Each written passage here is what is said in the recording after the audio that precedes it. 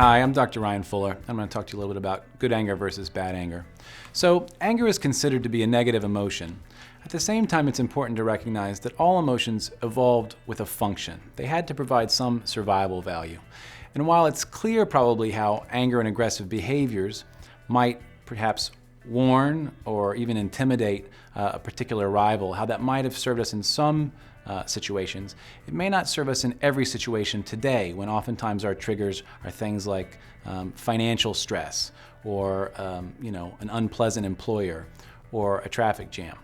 At the same time though, even though there are lots and lots of people that I see with dysfunctional anger who engage in all kinds of self-sabotage, where the anger in fact ends up being bad because of their behaviors, there are also plenty of examples where anger isn't quite adaptive, even in today's world.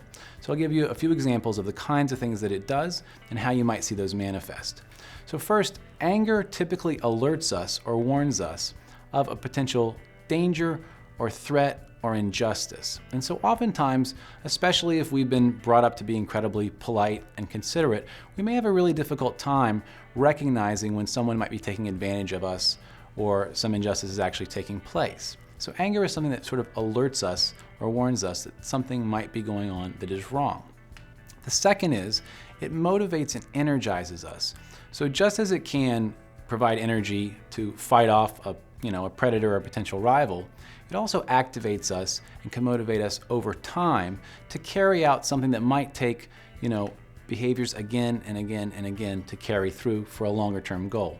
So we can imagine certain political activities requiring something like that, or community service. One of the examples I use the most in writing, in fact, is Mothers Against Drunk Driving. Certainly, it makes perfect sense why these women had high levels of anger, but it took years for them to begin to build the kind of consensus and political awareness to change laws across this country. So while anger can be self-destructive depending on the behaviors that follow, it's also something that alerts us and motivates and energizes us and can in fact drive plenty of adaptive behaviors when it's utilized in that way.